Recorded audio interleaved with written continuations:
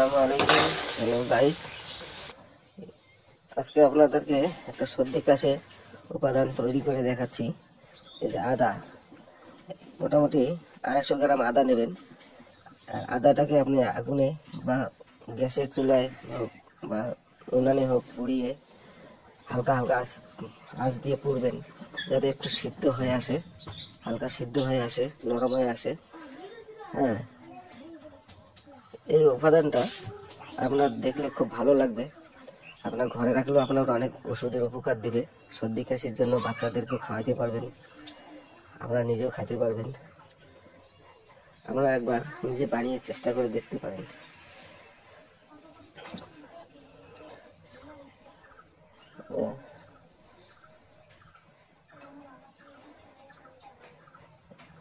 একদিকে পোড়ানো হয়ে গেল, অন্যদিকে পোড়াচ্ছি। দেখতে হবে আপনার একটু নরম হয়ে আসছে কিনা। একটু নরম হয়ে আসলে পরেই বুঝতে পারবেন যে হয়ে গেছে। হ্যাঁ,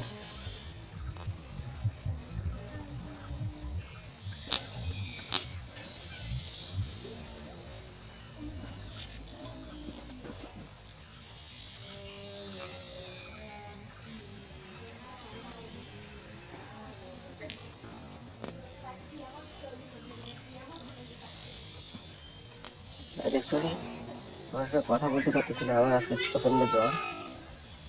আমার বিরক্ত লাগতেছে, মাথা ব্যথা হচ্ছে। যখন পুরানো হয়ে গেল, এখন আমি এখান থেকে একটু জলের মধ্যে দেবো। একটা ছোটো পাত্রের মধ্যে জল নিয়েছি, সেখানে দিয়ে আমি এটা ভালো করে পরিষ্কার করে নেব। চামড়াটা ঘষে ঘষে পরিষ্কার করে নেব। দেখুন কীভাবে আমি উঠাচ্ছি। হ্যাঁ, দেখুন এইভাবে পুরানো হয়ে গেলে, হ্যাঁ,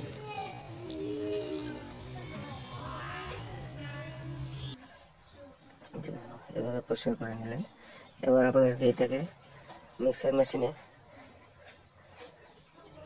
মিক্সিং করে নিতে হবে।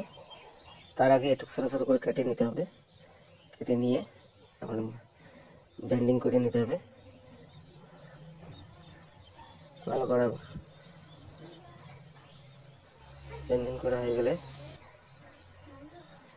আপনি এটা এভাবে এটা কড়াইয়ের মধ্যে জাল করে নেবেন। সেখানে একটু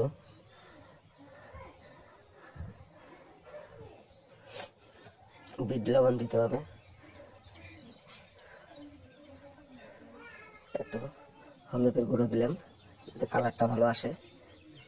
হ্যাঁ, তারপরে আপনাকে দেখাচ্ছি, এখানে গুড় দিয়ে দিলাম। গুড় দিয়ে ভালো করে এটা জাল করতে হবে। করতে করতে দেখবেন জিনিসটা কমিয়ে আসবে। তারপরে একটু আপনাকে ডালচিনি, হ্যাঁ, এলাচ, এগুলো মিশ্রণ করে এখানে দিতে হবে। দিয়ে ভালো করে জাল করতে হবে। করতে করতে দেখবেন যে একটা ভালো উপাদান তৈরি হয়ে আসছে। হয়ে আসলে পরে বুঝতে পারবেন এই যে একদম শক্ত শক্ত আঠা আঠা হয়ে আসছে, চকলেটের মতো হয়ে আসবে। এটা আপনি করতে পারেন। এটা ঠান্ডা হয়ে গেলে হালকা হাতে একটু জল নিয়ে